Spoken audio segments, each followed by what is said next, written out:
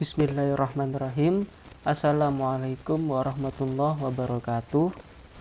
Innal hamdalillah nahmaduhu wa nasta'inuhu wa nastaghfiruh wa na'udzu billahi min syururi anfusina wa min sayyiati a'malina may yahdihillahu fala mudhillalah wa may yudhlil fala hadiyalah. Asyhadu an la ilaha illallah wahdahu la syarikalah wa asyhadu anna Muhammadan abduhu wa rasuluh sallallahu alaihi wasallam. Baik teman-teman, bertemu lagi bersama saya.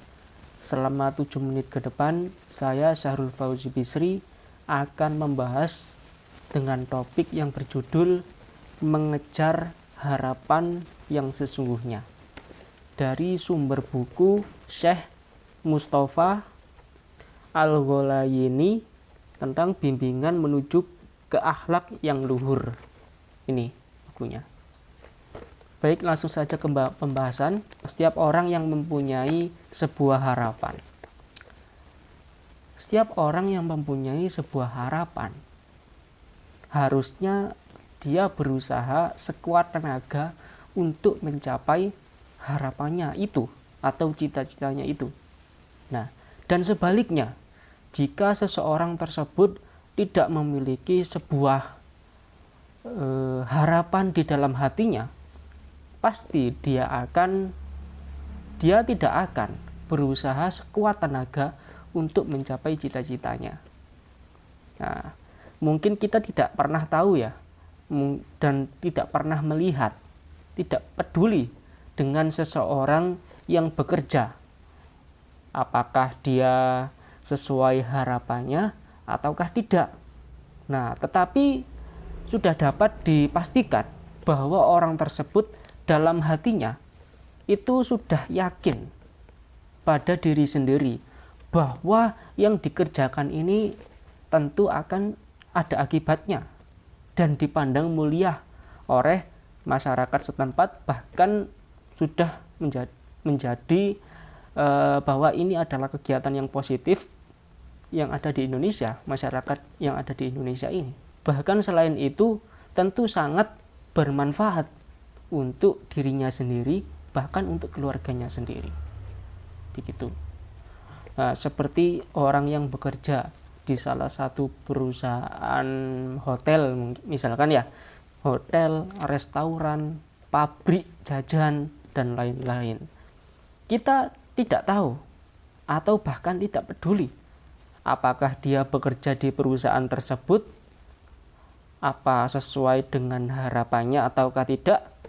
Ya, kita nggak tahu. Yang pasti dia kalau bekerja keras maupun tidak di perusahaan tersebut, pasti ada dampaknya dan dipandang baik di kalangan masyarakat setempat maupun dunia.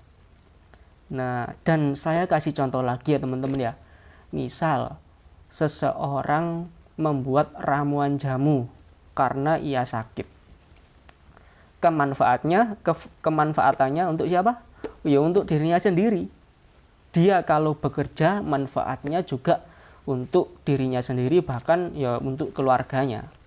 Nah, dia membuat, misalkan ada seseorang yang membuat jembatan, pasti keuntungannya merata kepada seluruh tetangga ataupun orang yang memakai karyanya tersebut, jembatannya tersebut.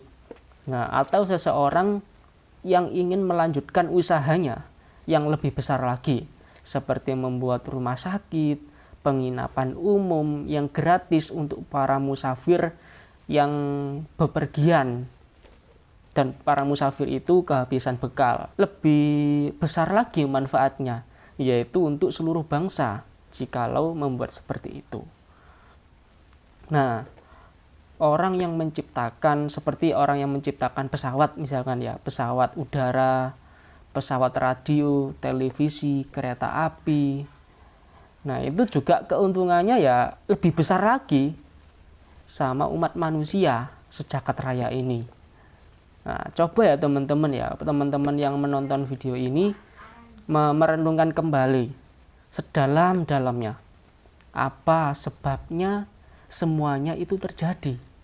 Misalkan ada yang membuat pesawat udara, pesawat radio, televisi, kemudian kendaraan-kendaraan seperti mobil, sepeda motor, kereta api. Apa sebabnya semuanya itu terjadi, bisa terwujud hal seperti itu? Ya, tiada lain hanyalah sebab adanya sifat manusia yang sudah terpateri. Apa itu terpateri? Itu terikat dalam tiap hari manusia, yaitu harapan yang diperjuangkan, teman-teman. Bukan harapan yang hanya direnungkan saja di tempat sepi, misalkan tempat sambil nangis misalkan. Ya, kita merenungkan, aku harapanku nanti ini di tempat sepi sampai nangis, tapi tidak diperjuangkan, teman-teman. Bagaimana kalau ini sifatnya hanya seperti itu, tidak diperjuangkan? Ya, bagaimana harapan ini bisa terwujud? Kan seperti itu rasionalnya.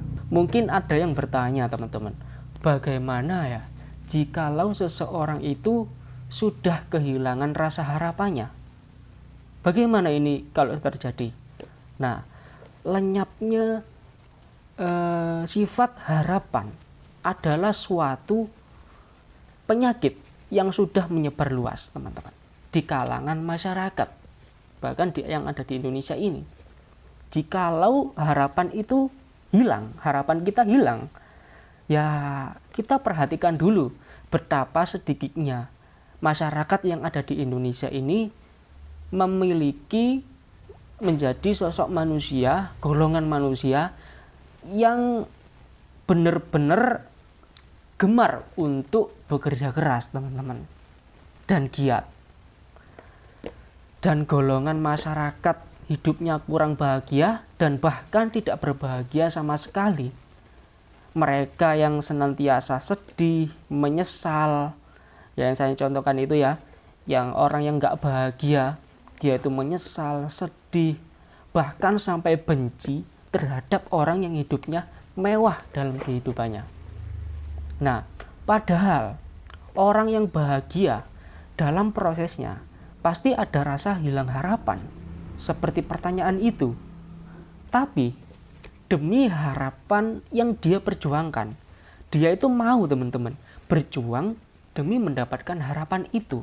Maka dari itu, teman-teman, dalam diri teman-teman harus menfatwakan, atau menfatwakan itu dalam bahasa sederhananya itu menanamkan kepada hati teman-teman. Yang pertama adalah milikilah harapan yang tinggi dan jadikanlah ia sebagai pakaianmu sehari-hari. Nah, yang kedua, tinggalkanlah kegemaran yang justru menunda-nunda suatu pekerjaan yang hari ini dapat dilakukan. Seperti halnya kalau kita mempunyai sebuah harapan yang besar, misalkan saya mengisi sebuah MC di salah satu perusahaan. Nah, maka dari itu selama seminggu ke depan saya belajar, tetapi di salah satu prosesnya tersebut kita buat ngegame, kita buat hal-hal yang tidak bermanfaat untuk prosesnya kita mencapai harapan tersebut. Yang ketiga, yang terakhir adalah berlomba-lombalah kepada masyarakat yang memiliki harapan yang besar, teman-teman, dan juga masyarakat yang memiliki sifat-sifat pekerja keras, yang giat, memiliki jiwanya itu benar-benar kuat dalam menghadapi hambatan apapun. Mungkin itu yang bisa saya sampaikan. Bila taufik wal hidayah. Wassalamualaikum warahmatullahi wabarakatuh.